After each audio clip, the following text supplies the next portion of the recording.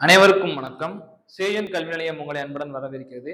இன்னைக்கு இந்த வீடியோ நம்ம என்ன பார்க்க போறோம் அப்படின்னா, யூனிட் 6 அதுல தமிழக மரபு, வரலாறு, பண்பாடு மற்றும் சமூக அரசியல் இயக்கங்கள். அதுல சமூக அரசியல் இயக்கங்கள் இருந்து தலைப்பு நம்ம பார்க்க போறோம். அப்ப இந்த அலகு 6 தமிழக வரலாறு, மரபு, பண்பாடு ரொம்ப ரொம்ப ஒரு முக்கியமான யூனிட்டா இருக்கு. ஏன்னா நமக்கு குரூப் 4ல அது வந்து 20 கேள்விகள் கொடுத்துருக்காங்க, ஸ்பிளிட் அப் கொடுத்துருக்காங்க. குரூப் 1 பிலிம்ஸ் 40 கேள்விகள் கொடுத்துருக்காங்க. இப்ப அடுத்து நம்ம திரும்பி குரூப் 2 எக்ஸாம் எழுத போறோம். அங்க 20 கேள்விகள் கொடுத்துருக்காங்க. இதை தாண்டி இது உங்களுக்கு குரூப் 2 மெயின்ஸ்லயும் அப்ஜெக்டிவ்ல கேள்விகள் கேட்பாங்க. அங்கேயும் இப்ப 150 வரைக்கும் ஜிஎஸ் கொடுத்துருக்காங்க. அதிகமான கேள்வி வரும். குரூப் 2 மெயின்ஸ் டிஸ்கிரிப்டுக்கும் பயனுள்ளதா இருக்கும். அதனால இந்த தலைப்பு ரொம்ப முக்கியமா இருக்கு. அதுல நம்ம சமூக அரசியல் இயக்கங்கள்ல நீதி கட்சியை பத்தி பார்க்க போறோம். அப்ப இந்த நீதி கட்சியை நம்ம ஒரு 3 பகுதிகளா பிரிச்சு பார்க்க போறோம். முதல் பகுதி பார்ட் 1 வீடியோல என்ன பார்க்க போறோம்னா, நீதி கட்சி 16 to 20 வரைக்கும் பார்க்க போறோம். அதாவது நீதி கட்சியோட தோற்றம் மற்றும் பின்னணி அதை பத்தி நம்ம ஃபுல்லா இந்த பார்ட் 1ல பார்க்க போறோம். பார்ட் 2 வீடியோல நீதி கட்சியின் ஆட்சி எப்படி இருக்கு, 20ல இருந்து 37 வரைக்கும் நீதி கட்சியின் ஆட்சியை பார்க்க போறோம். மூன்றாவது நீதி கட்சியின் முக்கியமான தலைவர்களை தனித்தனியா பார்க்க போறோம். ஃபார் எக்ஸாம்பிளுக்கு தியாகராயர், டி.எம். நாயர், நடேசனார் ஐயா, இவங்களை பண்ண பங்களிப்பு என்னன்னு சொல்லி தலைவர்களை பத்தி தனியா பார்க்க போறோம். மொத்தம் இந்த நீதி கட்சிக்கு நம்ம 3 வீடியோ பிளான் பண்ணியிருக்கோம். இந்த 3 வீடியோவும் பாருங்க.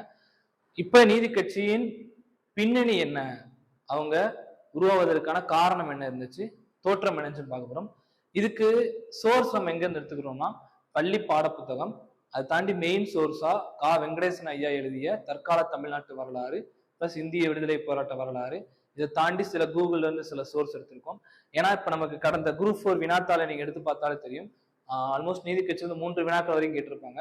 இந்த 3 கொஸ்டின்ஸுமே ஸ்கூல் புக்ல கிடையாது. எல்லாமே வெங்கடேசன் ஐயா எழுதிய தற்கால தமிழ்நாட்டு வரலாறு தான் கேட்டிருந்தாங்க. அடுத்து இது அதாவது நமக்கு குரூப் 4 பொறுத்த வரைக்கும் எஸ்எஸ்எல்சி ஸ்டாண்டர்ட், அதுக்கே நம்ம ஸ்கூல் புக்ஸ்ல நம்ம கேள்வி கேட்கல. அடுத்து வரப்போற எக்ஸாம்ஸ் எல்லாம் டிகிரி ஸ்டாண்டர்ட் எழுத போறோம். குரூப் 2 டிகிரி ஸ்டாண்டர்ட், மெயின்ஸ் எழுதலாம் டிகிரி ஸ்டாண்டர்ட். ஸோ அதனால கண்டிப்பா இந்த வெங்கடேசன் அவங்க ஐயா எழுதின புக்கை நல்லா நம்ம படிக்கணும். வெளியிலையும் நிறைய தெரிஞ்சுக்கிறது நல்லது. ஸோ அதை மையமா வச்சுதான் நம்ம சோர்ஸ் நம்ம இங்க எடுத்துட்டு வந்திருக்கோம். 3 பகுதியா அந்த வீடியோ நம்ம கொடுக்கறதுக்கு இருக்கோம்.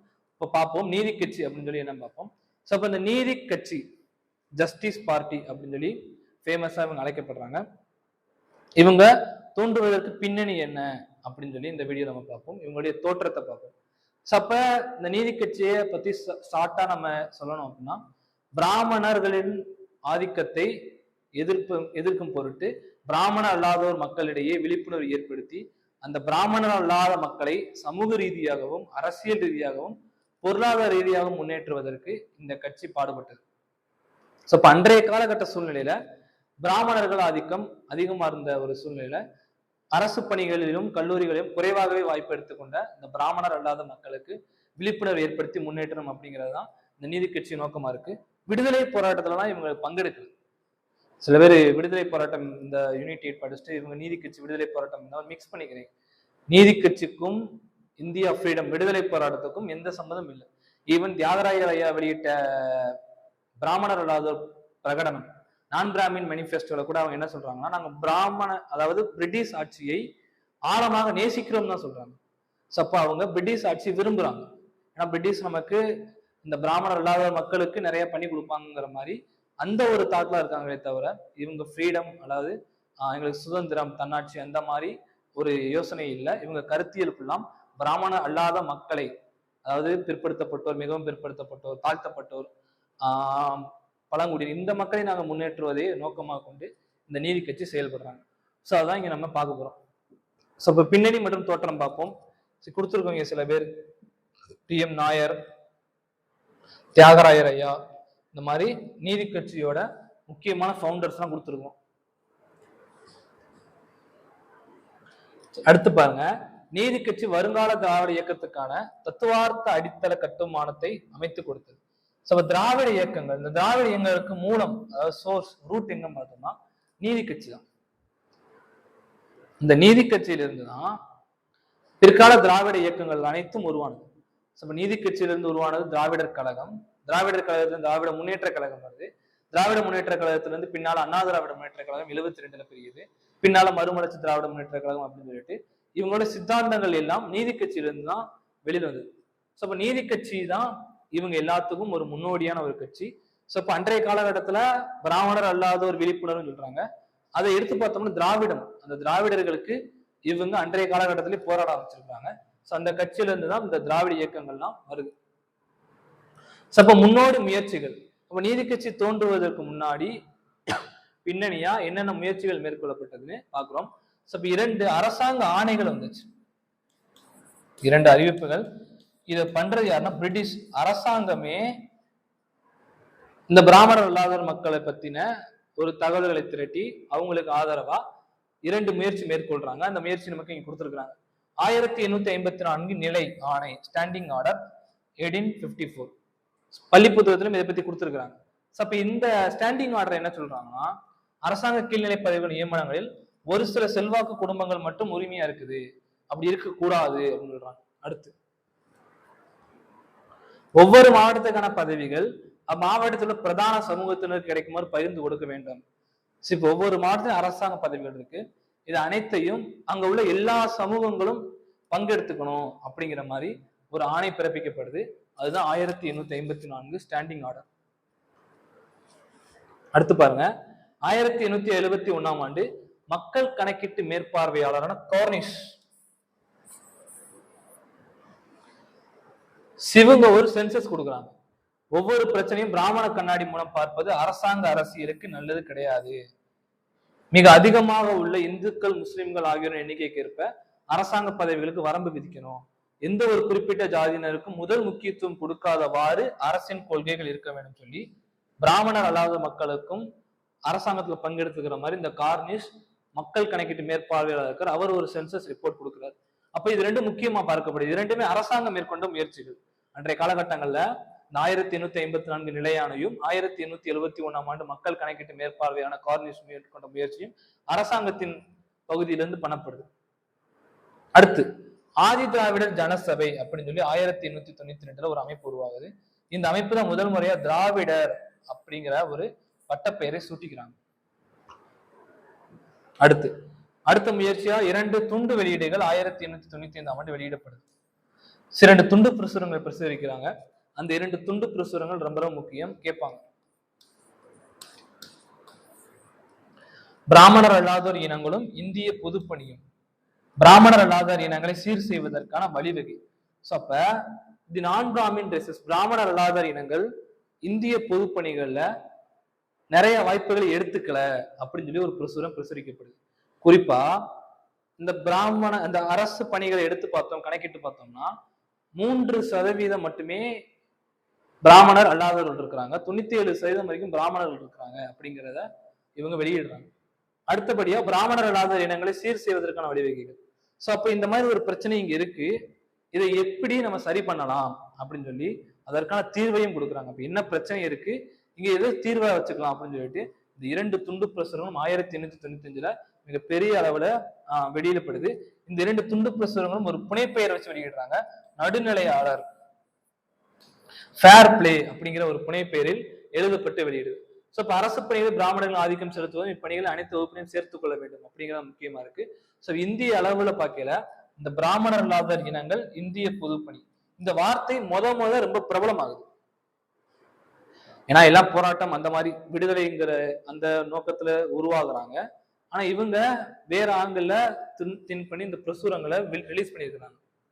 சரி, அடுத்து பாருங்க, சி சங்கரன் நாயர் ஒரு ஜட்ஜு 1904 மற்றும் 1908ல 2 முயற்சிகள் மேற்கொண்டிருக்காரு பாருங்க. பிரிட்டிஷ் போற்றும் சமத்துவம் சகோதரம் போன்ற கருத்துக்கள் ஜாதி முறைக்கு முற்றிலும் மாறுபட்டதுன்னு சொல்லி 1904ல பேசுறாரு. சென்னை பல்கலைக்கழக பட்டதாரிகள் உரையாற்றிய நீதிபதி சங்கரன் நாயர் வர்ண ஜாதி முறைன்னு ஒண்ணு அகற்றப்படாத வரை அரசியல் முன்னேற்றம் சாத்தியம் இல்லைன்னு சொல்றாரு. இந்த வர்ணாசிரம முறையை அகற்றினாதான் அரசியல் முன்னேற்றம் இருக்குன்னு சொல்லி சங்கரன் நாயர் சொல்றாரு. அடுத்து ரொம்ப ரொம்ப முக்கியம், சென்னை பிராமணர் அல்லாதோர் சங்கம் 1909. அப்ப 2 வழக்குரைஞர்கள் சேர்ந்து அமைப்பு உருவாக்குறாங்க. பி சுப்பிரமணியன், எம் புருஷோத்தமன் அப்படின்னு சொல்லி 2 வழக்குரைஞர்கள் அமைப்பு உருவாக்குறாங்க. ரொம்ப ரொம்ப முக்கியமான அமைப்பு இந்த சென்னை பிராமணர் அல்லாதோர் சங்கம். 20ஆம் நூற்றாண்டில் முதல் முறையா பிராமணர் அல்லாதோர் மக்களுக்காக துவங்கப்பட்ட ஒரு அமைப்பு தான் இந்த சென்னை பிராமணர் அல்லாதோர் சங்கம்.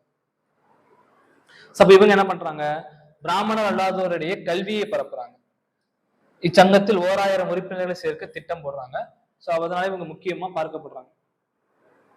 அடுத்து சென்னை கூட்டமைப்பு குழு 1912 முக்கியமான ஒரு அமைப்பு தான் இதுவும். அடுத்து சென்னை கூட்டமைப்பு குழு உருவாக்குறாங்க. Madras united league 1912. அப்போ பிராமணர் அல்லாத அரசாங்க அலுவலர்களால் அது உருவாக்கப்படுது. சரவணன், ஜி வீரசாமி, துரைசாமி இக்குழு தோன்ற மூல காரணமா இருக்கிறாங்க. ஒரு அரசியல் சாராத அமைப்பா சமுதாய நடவடிக்கைகளை தங்களை ஈடுபடுத்திக்கிறாங்க. இந்த அமைப்பை பின்னர் சென்னை திராவிடர் சங்கம், நமக்கு பள்ளி புத்தகத்துல கொடுத்திருக்காங்க, மெட்ராஸ் திராவிடியன் அசோசியேஷன் கொடுத்திருக்காங்க. ஆனா இதற்கு இந்த அமைப்பு இதுக்கு முன்னாடி பேரு மெட்ராஸ் யுனைடெட் லீக், அதுதான் சென்னை திராவிடர் சங்கமா மாறுது. இதன் செயலாளர் யாருன்னு கேட்பாங்க, சி நடேசனார். இதுதான் ஸ்கூல் புக்ல இருக்கு முக்கியமான கேள்வி. அப்ப சென்னை திராவிடர் சங்க சாதனை பார்ப்போம். சென்னையில் சங்கத்தின் கிளைகள் திறக்கப்பட்டன. கிளைகள் திறக்கிறாங்க. சென்னையில் தங்கியிருந்த பிராமணர் அல்லாத மாணவர்களுக்கு என்று பிரத்யேக விடுதி. இது ரொம்ப முக்கியம். ஏன் இந்த பிரத்யேக விடுதி, அதாவது ஒரு ஹாஸ்டல் ஓபன் பண்றாங்க சென்னை திருவல்லிக்கேணியில. சென்னை மாகாணம் முழுவதும் படிக்கக்கூடிய பிராமணர் இல்லாத மாணவர்கள் சென்னையில வந்து படிக்கக்கூடிய சூழ்நிலை இருக்கு. சோ அப்ப அந்த சூழ்நிலையில அவங்க தங்கக்கூடிய இடங்கள்ல சில சிக்கல்கள் சந்திக்கிறாங்க. அந்த சிக்கல்கள் அவங்க படிப்பு பாதிக்கப்படக்கூடாதுன்னு சொல்லிட்டு அவங்களுக்கு எல்லாம் தங்கும் விடுதி ஆரம்பிச்சு கொடுக்குறாங்க சென்னை திருவல்லிக்கேணியில. இது ஸ்கூல் புக்ல இருக்கு ஒரு முக்கியமான பாயிண்ட். இது அவங்களோட மிகப்பெரிய சாதனையா பார்க்கப்படுது. அடுத்து சென்னையில் இருந்த பிராமணர் அல்லாத பட்டதாரிகளை ஆண்டுதோறும் அழைத்து அவர்களை சங்கத்தின் நோக்கம் மற்றும் நடவடிக்கைகள் பற்றி எடுத்துரைக்கப்பட்டது. சங்க கோரிக்கைகளுடைய 2 நூல்கள் வெளியிடப்பட்டது. இது முக்கியம். 2 நூலும் ரிலீஸ் பண்றாங்க. சார் அடுத்து பாருங்க, ராயல் கமிஷன் 1912 ராயல் கமிஷன் அரசாங்கம் அமைக்கிறாங்க. இது முக்கியமா பார்த்தோம்னா அரசாங்க பணிகளுக்கு கேட்பாங்க. ராயல் கமிஷன் எதுக்காக அமைச்சாங்கன்னா அரசாங்க பணிகளுக்காக அமைக்கிறாங்க. சோ அப்ப இந்த ராயல் கமிஷன் பிரிட்டிஷ் கவர்மெண்ட் அனுப்புறாங்க. அங்க உள்ள பப்ளிக் சர்வீஸை பத்தி ஆராய்ச்சி பண்றதுக்கு அனுப்புறாங்க. அந்த நேரத்துல தியாகராயர் ஐயா அவங்க பார்த்து இந்த ராயல் கமிஷனை சந்தித்து சில கோரிக்கைகள் வைக்கிறாங்க. பாருங்க, சென்னை சட்டமன்ற உறுப்பினராக இருந்த பி தியாகராயர் கமிஷனை சந்தித்து மாகாண அரசாங்க பதவிகளை பிராமணர்கள் ஆக்கிரமித்துக் கொண்டிருக்கிறார்கள் என்பதை பற்றி விவரங்களுடன் விளைக்கிறார். தெளிவா சொல்றாங்க. அடுத்து கமிஷன், அப்ப இந்த கமிஷன் கிட்ட சொன்னா கமிஷன் ஒரு 42 சாட்சிகளை விசாரித்தது. அவர்கள் ஒருவரான வருவாய் கோட்டாட்சி அதிகாரி பாலாஜி ராவ் அவங்க என்ன சொல்றாங்கன்னா, பிராமணர் இல்லாத நலனை பாதுகாப்பதற்கான ஒரு வழி ஜாதி வாரியான விகிதாச்சார பிரதிநிதித்துவம் தான். சோ அதை தவிர வேற எதுவுமே இல்லை அப்படின்னு சொல்லிட்டு இவங்க என்ன சொல்றாங்கன்னா, ஜாதி வாரியா கண்டிப்பா விகிதாச்சார பிரதிநிதித்துவம் இருந்தா மட்டுமே பிராமணர் அல்லாதவர்களும் அரசு பணியில் பங்கெடுக்க முடியும் சொல்றாங்க. சோ இப்ப இது ராயல் கமிஷன் முன்னாடி வைக்கிறாங்க. ராயல் கமிஷனும் இதை பத்தி எல்லாம் ரிவ்யூ பண்றாங்க. அடுத்தபடியா என்ன பண்றாங்கன்னா, கடித கிளர்ச்சி 1915 மிகப்பெரிய கடித கிளர்ச்சி பண்றாங்க. சோ 1915ஆம் ஆண்டு 21 கடிதங்கள் உள்ளடக்கிய நூல் வெளியிடப்பட்டது. பிராமணர் அல்லாத சி சங்கரன் நாயரால் எழுதப்பட்ட கடிதங்கள் அவரது கவனத்தையும் கவர்ந்தன. சி சங்கரன் நாயர் இந்த 21 கடிதங்கள் உள்ளடக்கிய ஒரு நூலை எழுதி பிராமணர் அல்லாதவர்களுக்கு விழிப்புணர்வு ஏற்படுத்துறார். அடுத்து பாருங்க, திராவிட மகாசபை என்ற அரசியல் அமைப்பை உருவாக்கி அதன் கிளைகளை மாவட்டங்களிலும் கிராமங்களிலும் துவக்க வேண்டும் என்ற எண்ணம் எழுந்தது. அடுத்து இக்கடிதங்கள் அடங்கிய நூல் வெளியிட்ட அதே ஆண்டில் சி சங்கரன் நாயர் எழுதிய திராவிட பிரபலங்கள், இந்த புக்கு கேட்பாங்க, ரொம்ப அதிக வாய்ப்புகள் கேட்கறதுக்கு. திராவிடியன் ஒர்த்திஸ் திராவிட பிரபலங்கள் என்ற நூலை சங்கரன் நாயர் வெளியிடுறாங்க. அடுத்து இவை பிராமணர் அல்லாதவருடைய சிந்தனை கிளர்ச்சி ஏற்படுத்தின. அப்போது சி சங்கரன் நாயர் காங்கிரஸ் கட்சி தலைவராக இருந்தார். அவர் காங்கிரஸ் கட்சி தலைவராக பிராமணர் அல்லாததற்காக இவ்வளவு குரல் கொடுத்திருக்கிறார். அடுத்து பாருங்க, தேர்தல் திருப்புமுனை. இப்ப 1916ஆம் ஆண்டு சென்னை இம்பீரியல் சட்டமன்றத்திற்கு ஒரு தேர்தல் நடக்குது. இந்த தேர்தலில் பிராமணர் அல்லாத பிராமண வேட்பாளர்களால் அதிகமா தோற்கடிக்கப்படுறாங்க. அப்ப இது மிகப்பெரிய திருப்புமுனை ஆகுது. அதுல தியாகராயர் ஐயா உட்பட பல பிராமணர் அல்லாத வேட்பாளர்கள் தோக்குறாங்க. அப்ப இந்த நிலைமை மாறணும் அப்படிங்கிற ஒரு அதிகமான ஒரு உந்து சக்தியோடு இதே ஆண்டே நீதி கட்சியை துவங்கணும் அப்படின்னு சொல்லிட்டு இந்த தேர்தல் இவங்களுக்கு உந்து சக்தியா இருக்கு. அப்ப தேர்தல் திருப்புமுனை, தேர்தல் தோல்வி. பிராமணர் அல்லாத வேட்பாளர்கள் அதிகமா தோக்குறாங்க. 1916ஆம் ஆண்டு இம்பீரியல் சட்டமன்றத்துக்கு தேர்தல் நடைபெற்றது. தேர்தலில் போட்டியிட்ட பிராமண அல்லாத பிற வேட்பாளர்கள் யார் யாருன்னு பார்த்தோம்னா டி.எம். நாயர், பி.எஸ். சீனிவாச சாஸ்திரி பிராமண வேட்பாளர்கள், பிராமணர் அல்லாத பிரபல வேட்பாளர்கள். இந்த பி.எஸ். சீனிவாச சாஸ்திரியிடம் டி.எம். நாயர் தோத்து போறாங்க. கே.வி. ரங்கசாமி நாயர் ஐயங்காரிடம் ராமராயர் தோக்குறாங்க. இது போக அன்னிபெசன்ட் அம்மையார் சில சுயாட்சி இயக்கத்தை முன்னெடுக்கிறாங்க. அவங்க சில வேட்பாளர் நிப்பாட்டுறாங்க. அவங்க வேட்பாளரிடம் தியாகராயரும் குமார வெங்கட ரெட்டி தோத்து போறாங்க. இவங்க எல்லாரும் வின் பண்றாங்க. இந்த அனைத்து பிராமண வேட்பாளர்களும் வின் பண்றாங்க. அடுத்து பாருங்க, நீதி கட்சியின் தோற்றம் 1916. அப்ப நீதி கட்சி தோற்றுவிக்கிறதுக்கு இந்த தேர்தல் ஒரு மிகப்பெரிய திருப்பு முனையா இருக்கு. ஏன்னா அவங்க நிறைய இடத்துல பிராமணர் அல்லாத வேட்பாளர் தோக்குறாங்க. ஈவன் பிராமணர் அல்லாத வேட்பாளர்கள் தோக்குறாங்க.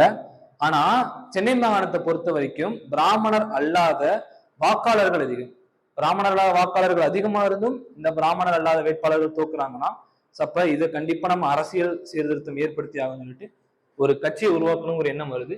அப்ப நீதி கட்சியின் தோற்றம் 1916 ஒரு 2 முடிவு எடுக்கிறாங்க.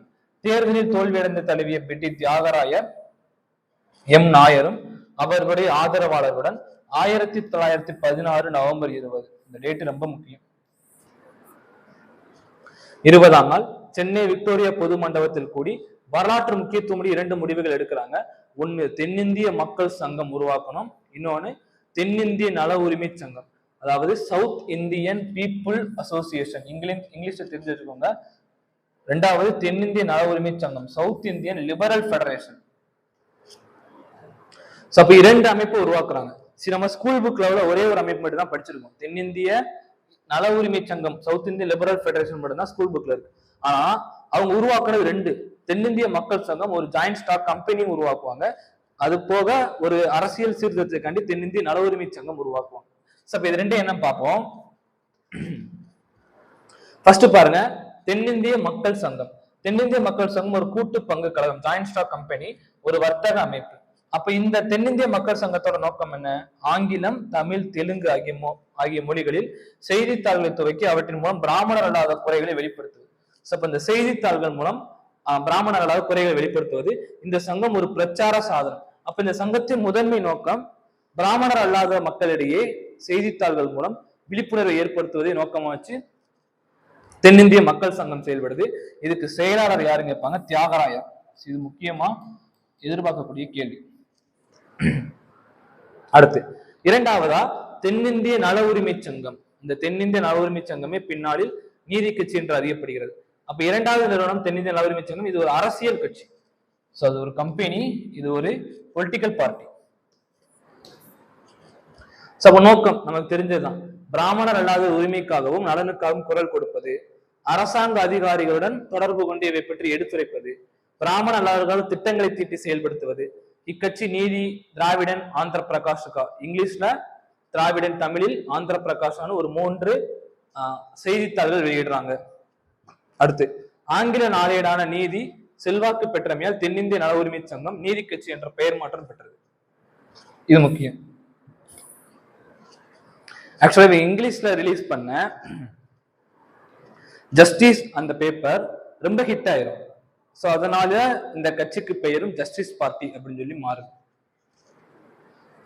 அடுத்து தனித்தனியே செயல்பட்டு வந்த சென்னை திராவிடர் சங்கமும் தென்னிந்திய மக்கள் சங்கம் நீதி கட்சி. சென்னை திராவிடர் சங்கம் பார்த்தோமா 1912 உருவாக்குறாங்க. தென்னிந்திய மக்கள் சங்கம் இதுக்கு முன்னாடி பார்த்தோம் ஜாயிண்ட் ஸ்டாக் கம்பெனி. இது எல்லாமே நீதி கட்சி கூட இணைக்கிறாங்க. அப்ப ஒன்று சேர்ந்த துருவங்கள். அப்ப பிராமணர் அல்லாத தலைவர்களிடையே கருத்து வேறுபாடுகள் இருக்கு. இந்த கருத்து வேறுபாடுகளை எல்லாம் நடேசனார் ஐயா தீர்த்து வச்சு பிராமணர் அல்லாத எல்லாத்தையும் ஒன்றிணைக்கிறாங்க. சென்னை மாநகராட்சியில் 2 துருவங்களாக செயல்பட்டு வந்த பிட்டி தியாகராயருக்கும் நாயருக்கும் இடையே இருந்த கருத்து வேறுபாடுகளை போக்கி இருவரையும் ஒன்று சேர்த்த நீதி கட்சிக்கு கொண்டு வந்த பெருமை சி நடேசனாரை சார்ந்த.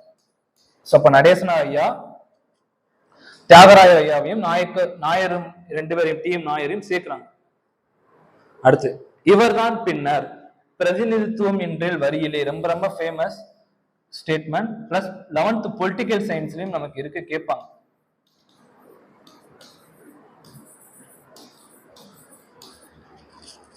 இப்ப நடேசன் ஐயா சொல்றாங்க சட்டமன்றத்துல, நோ டாக்ஸேஷன் வித்தவுட் ரெப்ரசன்டேஷன் அப்படிங்கிற ஒரு கோஷத்தை எழுப்புறாங்க. நீங்க எங்களுக்கு பிராமண அல்லாத மக்களுக்கு பிரதிநிதித்துவம் தரலையா, அப்ப நாங்க வரி தர மாட்டோம் அப்படிங்கிற ஒரு கோரிக்கையை சொல்றாங்க.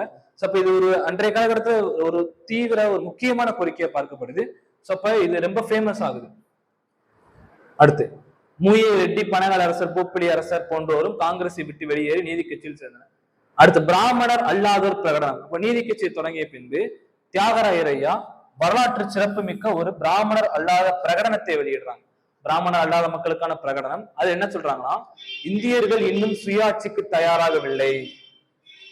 ஆக்சுவலா சுயாட்சி பத்தி ஏன் பேசுறாங்க அப்படின்னா, இதே காலகட்டம், இந்த நீதி கட்சி உருவான அதே காலகட்டம் 1916லயே தன்னாட்சி இயக்கம் உருவாக்குது. ஹோம் ரூல் இயக்கம் அன்னிபெசன்ட் அம்மையாரின் தலைமையில உருவாகுது. அவங்க சுயாட்சியை கேட்கிறாங்க.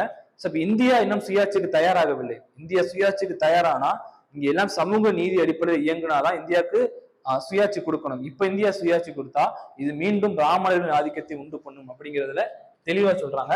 அத பிராமணர் அல்லாத பிரகடனத்தையும் கொடுக்குறாங்க. இந்நிலையில் பிரிட்டிஷார் இந்தியர்கள் சுயாட்சி வழங்கினா அது பிராமண ஆதிக்கத்தை இட்டு சொல்லும் அப்படின்னு சொல்லி சொல்றாங்க. சென்னை ராஜதானியில் மக்கள் தொகையில் பிராமணர்கள் ஒரு ஸ்டேட்மெண்ட் கொடுக்குறாங்க பாருங்க. கவுண்ட் அக்யூரேட்டா கொடுத்திருக்கிறாங்க. 3% மட்டுமே உள்ளனர். ஆனால் அவர்கள் அரசாங்க அதிகார வர்க்கத்துல அதிகமா எடுத்துக்கிறாங்க. 3% உள்ள பிராமணர்கள் 97% அரசு பணிகள் எடுத்துக்கிறாங்க அப்படின்னு சொல்லி தியாகராயர் ஐயா சொல்லியிருக்காங்க அவங்க பிரகடனத்துல. மிக பெரும்பான்மை உள்ள பிரபலமா பிராமணர் அல்லாதோர் அரசாங்கத்துக்கு வரி செலுத்துகின்றனர். ஆனால் அவர்களுக்கு அரசாங்க வேலையும் கல்வியிலும் பிராமணர் அல்லாதோருக்கு இடம் கிடைக்கவில்லைன்னு சொல்றாங்க. இந்த நிலை நீடித்தால் பிராமணர்கள் அரசாங்க பணிகள் மற்றும் பிற பிரதிநிதித்துவ அமைப்புகள் அனைத்தையும் ஆக்கிரமித்துக் கொள்வர். மக்கள் சுயாட்சி பெறுவதற்கு முன்பாக ஜாதி வேறுபாடுகள் நீக்கப்படுதல் வேண்டும். இதற்காக நீதி கட்சி பிரிட்டிஷ் ஆட்சிக்கு விசுவாசத்தில் நன்றி கடன் பட்டிருக்கும். ரொம்ப ரொம்ப முக்கியமான ஸ்டேட்மெண்ட். நீங்க சுயாட்சி கொடுக்கறதுக்கு முன்னாடி ஜாதி வேறுபாடை நீக்குங்க அப்படின்னு சொல்லி சொல்றாங்க. நீங்க அந்த இதெல்லாம் செய்யல, பிரிட்டிஷ் ஆட்சிக்கு நீதி கட்சி கண்டிப்பா நன்றி கடன் இருக்கும். அப்ப இது தெளிவா புரிஞ்சுக்கணும். நம்ம நீதி கட்சியை பொறுத்த வரைக்கும் விடுதலைங்கிற அந்த எண்ணத்துல அவங்க செயல்படல. பிரிட்டிஷ் ஆட்சியை அவங்க நேசிக்கிறாங்க. ஏன்னா பிரிட்டிஷ்காரங்க இந்த பிராமணர் அல்லாத மக்களுக்கு நல்லது பண்ணி கொடுப்பாங்கிற ஒரு எண்ணம். பிரகடனம் சென்னை ராஜதானி வாழ் பிராமணர் அல்லாதரின் மேக்னா கர்ட்டா என்று வர்ணித்துள்ளார் சிதம்பரம் குடியரசு. இது தெரிஞ்சுக்கணும். அடுத்து கண்டன குரல். அப்ப தியாகராயர் ஐயா வெளியிட்ட அந்த பிராமணர் அல்லாத பிரகடனம், நான் பிராமின் மேனிஃபெஸ்டோ, அதற்கு எதிராக கண்டனங்கள் அதிகமா எழுது. யார் யார் என்னென்ன கண்டனங்கள் தெரிவிக்கிறாங்கன்னா, தேசிய பத்திரிகைகளே ஒரு சர்ச்சைக்குரிய ஆவணமா தான் பாக்குறாங்க. இந்து பத்திரிகை இந்த பிரகடனத்தை, இந்து பத்திரிகை ஜி சுப்பிரமணிய ஐயர் நடத்தின பத்திரிகை, அவங்க இது மிகுந்த வேதனையுடன் வியப்போடும் பரிசீலித்ததாகவும் இதில் காணப்படும் பல விஷயங்கள் நியாயமற்றதா இருக்கு, திரித்து கூறப்பட்டதா இருக்கு, பெருமைக்குரிய இந்திய சமூகத்தாரிடையே இந்த அறிவிப்பு கசப்புணர்வை ஏற்படுத்துவதை தவிர வேற எந்த நோக்கத்தையும் நிறைவேற்ற போவதில்லைன்னு சொல்லி எழுதுறாங்க. அடுத்து இந்து நேஷன் பத்திரிகை புதிய சங்கம் துவங்கப்பட்டதை பற்றிய சந்தேகம் வருது அப்படின்னு சொல்றாங்க. அன்னிபெசன்ட் அம்மையார் நியூ ஏஜ், இந்த பத்திரிகையெல்லாம் கேள்விப்பட்டிருக்க மாட்டோம், எழுதி வச்சுக்கோங்க. இப்பிரகாரம் நீதி கட்சி அகால மரணம் அடையும் சொல்றாங்க. டைம்ஸ் ஆஃப் இந்தியா, இது செட்டியாரின் பிரகடனம், அவர் நினைக்கிறதெல்லாம் எழுதியிருக்காரு, கற்பனை செய்திருக்கு, அரசியல் போலி புனைவு இருக்குன்னு சொல்லி கிரிட்டிசிசம் பண்றாங்க. ஆனாலும் இக்குற்றச்சாட்டுகளுக்கு பதிலளிக்கும் வகையில் பிராமணர் அல்லாதோர் என்ற நீதி கட்சி பத்திரிகை என்ன சொல்றாங்கன்னா, கேலி பேசுவோர் பேசட்டும், பிராமணர் அல்லாதோர் சமுதாயம் எவராலும் தடுத்து நிறுத்த முடியாத அளவுக்கு முன்னேறும் அப்படின்னு சொல்லி ரிட்டன் எழுதுறாங்க. அடுத்து பாருங்க, நீதி கட்சி பத்திரிகை மிகவும் முக்கியமானது. 2021 குரூப் 1 இது வந்து கேள்வி கேட்டிருக்காங்க. நீதி கட்சி பத்திரிகைகளை நடத்திய பதிப்பாளர்கள் யார்? ஸ்கூல் புக்ல எல்லாம் கிடையாது, ரொம்ப ரொம்ப முக்கியமா இருக்கு. இந்த கா வெங்கடேசன் ஐயா புக்ல தெளிவா கொடுத்துருக்காங்க. இதுல இருந்து இப்ப கேள்விகள் அதிகமா கேட்கிறாங்க. அப்ப 1917ஆம் ஆண்டு இந்த தென்னிந்திய மக்கள் சங்கம் தனது பங்குகள் எல்லா ஷேரையும் வித்து ஒரு 40,000 ரூபாய் ரெடி பண்ணி ஒரு அச்சுக்கூடத்தை வாங்கி நீதி என்ற பெயரில் முதல் இதழை வெளியிட்டது. பார்த்தோமா? அப்ப ஜஸ்டிஸ் இது ஒரு இங்கிலீஷ் பத்திரிகை. இதுக்கு TM நாயர் கௌரவ பதிப்பாளராகவும் MS பூர்ணலிங்கம் துணை பதிப்பாளராக இருக்கிறாங்க. 1917 பிப்ரவரி 24 இந்த பத்திரிகை தொடங்குறாங்க. அடுத்து திராவிடன் தமிழ் பத்திரிகை பக்தவச்சரம் பதிப்பாளராக இருக்கிறாங்க. 1917 ஜூன்ல தொடங்குறாங்க. ஆந்திர பிரகாஷிகா தெலுங்கு பத்திரிகை பார்த்தசாரதி நாயுடு இதற்கு பதிப்பாளராக இருக்கிறாங்க. இதை நோட் பண்ணி வச்சுக்கோங்க, ரொம்ப முக்கியம். கேட்பாங்க, கேள்விகள் அதிகமா கேட்கக்கூடிய ஒரு இடம். அப்படியே இந்த முக்கியமான பாயிண்ட்ஸ் எல்லாம் நோட்ஸ் எடுத்து வச்சுக்கோங்க, கண்டிப்பா ரொம்ப ஹெல்ப்ஃபுல்லா இருக்கும். அதுவும் நீங்க குரூப் டி மெயின் செலவுல படிக்கிறீங்கன்னா உங்களுக்கு ரொம்பவே யூஸ்ஃபுல்லா இருக்கும். அடுத்து திவான் பகதூர் கருணாகர மேனன். அப்ப அடுத்து ஒரு சிக்கலை சந்திக்கிறாங்க. இந்த நீதி கட்சி நடத்தக்கூடிய பத்திரிகைகளில் பதிப்பாளரா வரக்கூடியவங்களை இந்த பிராமணர்கள் தடுக்கிறாங்க. அதை கொடுத்திருக்கிறாங்க. திவான் பகதூர் கருணாகர மேனன் நீதி ஆங்கில பத்திரிகை ஆசிரியருக்கு ஒப்புதல் கொடுத்தார். ஆனால் அன்னி பெசன்ட்டின் CP ராமசாமி ஐயர் கேசவ பிள்ளை ஆகியோரின் பேச்சை கேட்டு கடைசி நேரத்தில் ஆசிரியர் பொறுப்பேற்க மறுத்து விட்டார் அப்படின்னு சொல்லி கொடுத்திருக்கிறாங்க. அடுத்து பிராமணர் அல்லாதோர் மாநாடு 1917 நீதி கட்சியின் கொள்கைகள். முதல் பிராமணர் அல்லாதோர் மாநாடு 1917 ஆகஸ்ட் 19 டேட்டு கேட்பாங்க. கோயம்புத்தூரில் ராமராய நிங்கரின் தலைமையில் நடைபெற்றது. ஒரு முக்கியமான மாநாடு. அடுத்து இம்மாநாட்டில் நீதி கட்சி நோக்கங்களும் இலக்குகளும் தெளிவுபடுத்தப்பட்டது. தென்னிந்தியாவில் அனைத்து சமுதாயங்களையும் கல்வி பொருளாதாரத்தை முன்னேற்றுவது, பிராமண அல்லாத எண்ணங்களையும் எதிர்பார்ப்புகளையும் ஆங்கில அரசாங்கத்திடம் எடுத்துரைத்தல், பொதுக்கூட்டங்கள் பிரசுரங்கள் மூலம் கட்சி கொள்கைகளையும் செயல் திட்டங்களையும் பற்றி பிரச்சாரம் செய்தல். இக்கொள்கைகளை மக்களிடம் கொண்டு செல்வதற்காக 1917 ஆண்டு இறுதிக்குள் கோவை, சேலம், திருநெல்வேலி, பிக்காவோ, புலிவெண்டியா, பெசவாடா ஆகிய நகரங்களில் மாநாடுகள் நடத்தப்பட்டன. முதல் மாநில அளவிலான மாநாடு 1917 டிசம்பர்ல சென்னை வெல்லிங்டன் திரையரங்கில் நடத்துறாங்க. இந்த மாநில மாநாட்டுல இவங்க இதற்கு முன்னாடி சொன்ன கோரிக்கைகள் வகுப்பாரி பிரதேசத்தை திரும்பி சொல்றாங்க. அப்போ ஒரு ஸ்டேட்மெண்ட், ஒரு அறைகூவல் முழங்குறாங்க. அரசியல் போர் துவங்கி விட்டது, ஓயாது உழையுங்கள், வெற்றி நோக்கி நடைபோடுங்கள், உங்களுடைய சமுதாய உரிமைகள் உடனடியாக ஏற்றுக்கொள்ளப்படாமல் போகலாம், ஆனால் வருங்கால சமுதாயம் இவற்றை நிச்சயம் அறுவடை செய்யும் அப்படின்னு சொல்லி மாநாட்டை முடிக்கிறாங்க. அடுத்து முதல் 4 ஆண்டுகள் இவங்களுக்கு கடும் சவால் இருக்கு. குறிப்பா பிராமணர்களின் மத்தியில் இவங்களுக்கு கடும் சவால் இருக்கு. அப்ப சில பிராமண குழுக்கள் இவங்களுக்கு எதிர்ப்பு தெரிவிக்கிறாங்க. அப்படி மயிலாப்பூர் குழு, எக்மோர் குழு யாருடைய தலைமையில் இயங்குதான்? இந்து பத்திரிகை கஸ்தூரி ரங்க ஐயங்காரின் தலைமையில் செயல்படுது. அடுத்தபடி சேலம் குழு ஸ்ரீ ராஜகோபாலாச்சாரியும் பிற தேசியவாதிகளும் சேலம் பிரிவின் பிரதான தலைவர்கள் ஆவார். இக்குழுக்கள் நீதி கட்சியின் கொள்கைகளை எதிர்த்தன. இனவாரி இடஒதுக்கீட்டு முறையை எதிர்க்க சேலம் குழுவின் தலைவர் ராஜாஜியும் அவரது ஆதரவாளர்களும் காந்தி துவங்கிய ஒத்துழையாமை இயக்கத்தை சென்னை ராஜதானி வெற்றிகரமாக செயல்படுத்த வேண்டும் என்பது தீவிரமாக இருந்தார். இந்த காலகட்டங்களில் காந்தி ஒத்துழையாமை இயக்கத்தை தொடங்குறாங்க. இந்த ஒத்துழையாமை இயக்கத்தின் போர் தளபதியா சென்னை மாகாணத்தை பொறுத்த வரைக்கும் ராஜாஜி ஐயா இருக்கிறாங்க. அவங்க அதுல கவனம் செலுத்துறாங்க. வகுப்பாரி இடஒதுக்கீடு வேணாம் சொல்றாங்க.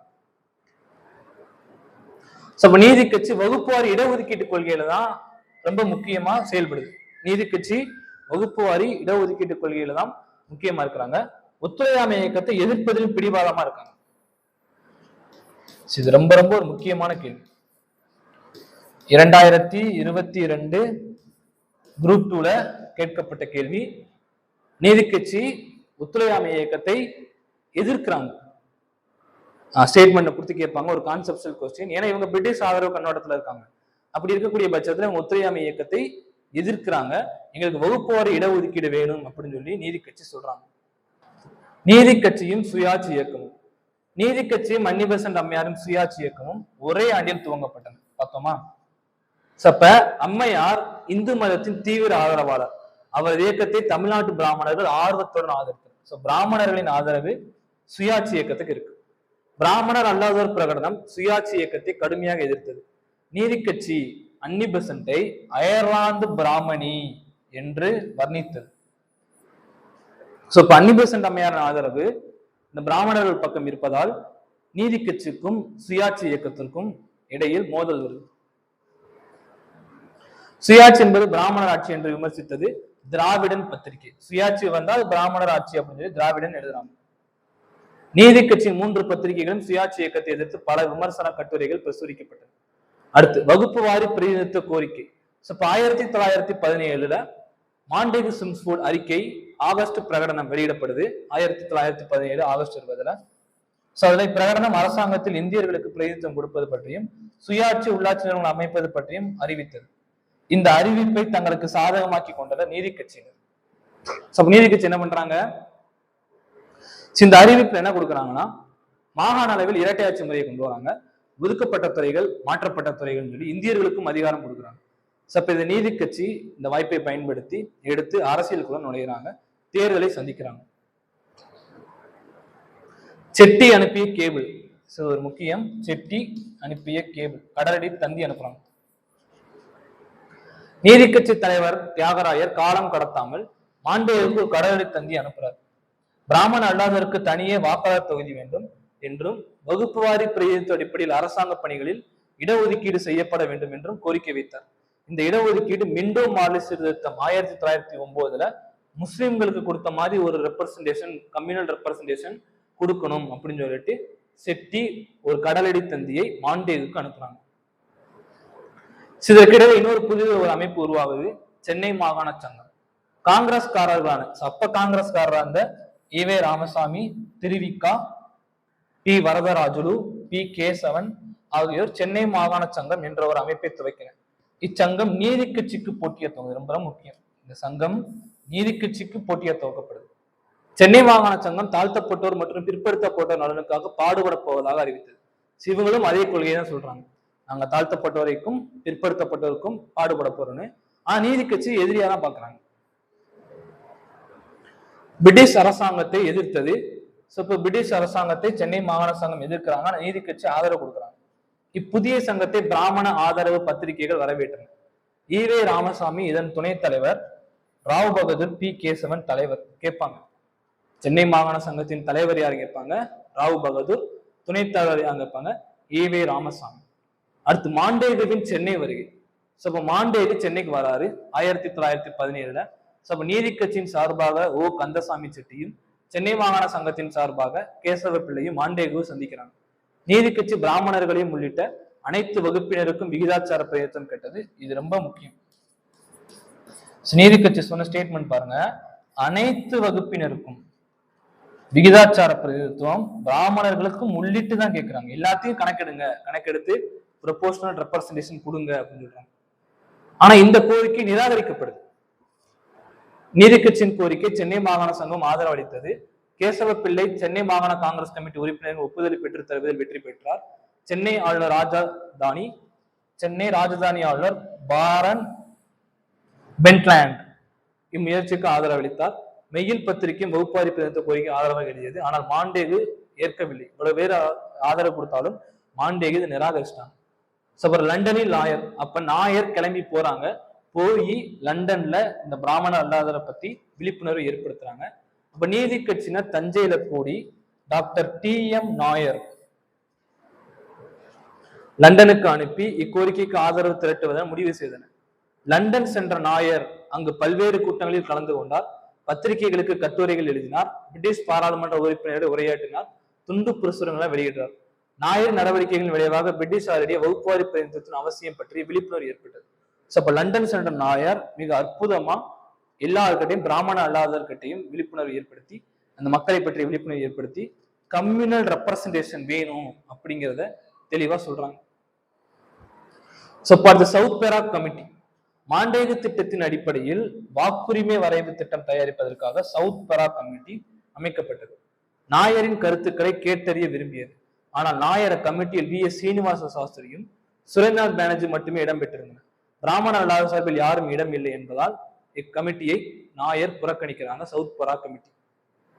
அடுத்து கூட்டு தேர்வு குழு 1950 1919 இந்திய அரசாங்க சட்டத்தை இறுதி செய்வதற்கு, அதாவது 1999 மாண்டேகு சிம்ஸ்போர்ட் சீர்திருத்தம் அல்லது கவர்மெண்ட் ஆஃப் இந்தியா ஆக்ட், அதை இறுதி செய்வதற்கு பலதரப்பு கருத்துக்களையும் பரிசீலிப்பதற்கு கூட்டு தேர்வு குழு அமைக்கிறாங்க.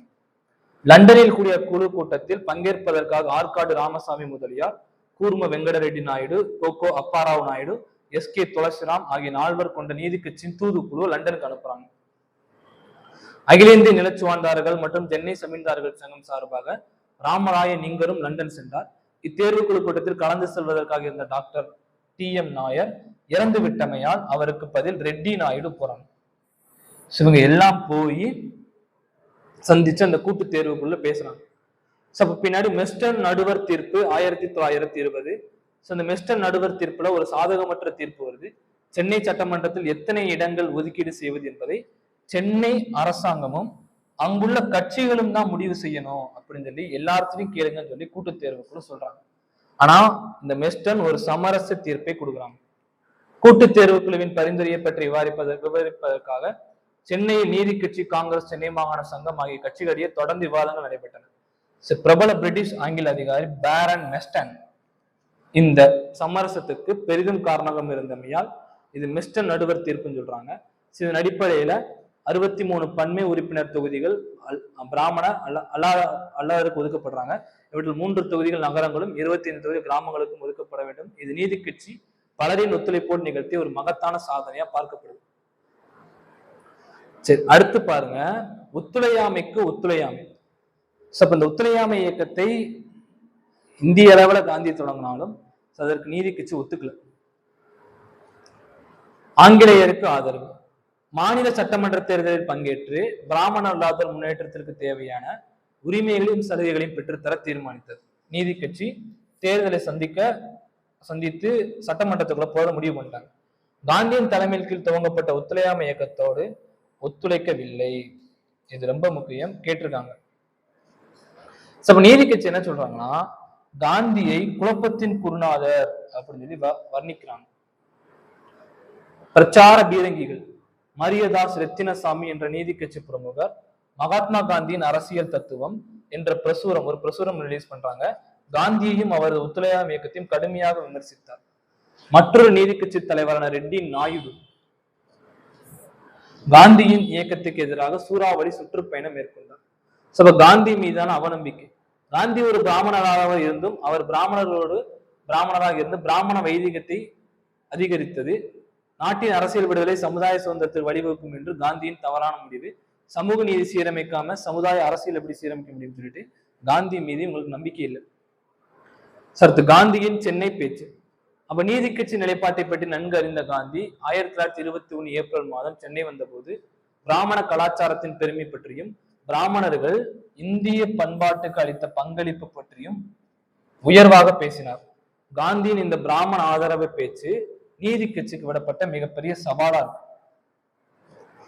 நீதி கட்சி பிராமண அல்லாதவர் சார்பாக அதன் எதிர்ப்பை தெரிவித்தது. நீதி கட்சியை சேர்ந்த கந்தசாமி செட்டி ரொம்ப முக்கியம், யங் இந்தியா பத்திரிகை ஒரு லெட்டர் எழுதுறாரு. பிராமணர்களிலிருந்து விலகி இருக்குமாறும் பிராமண அல்லாத பிரச்சனை குறுக்கிடாமல் இருக்குமாறும் காந்தி கிட்ட கேட்டுக்கிறாங்க. இதற்கு பதிலளித்த காந்தி பிராமண கலாச்சாரத்தை பற்றி கருத்தை மீண்டும் வலியுறுத்துவதோடு இந்தியா பல கலாச்சாரங்களின் கலவை என்றும் திராவிட தென்னாட்டை வடநாட்டுல இருந்து நீங்க ஒரு ஆரிய வடநாட்டுல இருந்து பிரிக்கணும் அப்படிங்கிறத கைவிடுங்க அப்படின்னு சொல்லி காந்தி சொல்றாங்க. காந்திய ஒழுக்க தலைமை உயர்வாக்குறது நீதி கட்சியினர் பிராமண ஆதரவு கொள்கையையும் கடுமையாக சாடினர். இதோட நமக்கு நீதி கட்சி 1916 முதல் 20 பின்னணி மற்றும் தோற்றம் பார்த்திருக்கோம். அடுத்து நீதி கட்சியோட 2வது பகுதி பார்ட் 2 பகுதியில நீதி கட்சியின் ஆட்சி, அதான் முக்கியமான பகுதி. 1920களில் இருந்து 37 வரைக்கும் நீதி கட்சியின் ஆட்சியில என்னென்னலாம் பண்ணாங்க, என்னென்ன சிறப்புகள் அடைந்தது, என்னென்ன முன்னேற்றங்கள் அடைந்தது, என்னென்ன திட்டங்கள் சட்டங்கள் கொண்டு வந்தாங்க அப்படின்னு சொல்லிட்டு 2வது பகுதியில பார்ப்போம். 3வது பகுதியா இந்த நீதி கட்சியின் தலைவர்களை பத்தி பார்ப்போம். இது ஒரு பின்னணி மற்றும் தோற்றம். இதுல இந்த ரெட் கலர்ல நம்ம இடையில ஹைலைட் பண்ணியிருக்கோம். அந்த பாயிண்ட்ஸ் எல்லாம் முக்கியம், அதை நல்லா எழுதி வச்சுக்கோங்க. அதுல இருந்து கேள்வி கேட்பதற்கு அதிக வாய்ப்புகள் இருக்கு. அடுத்த வீடியோல சந்திப்போம். நன்றி.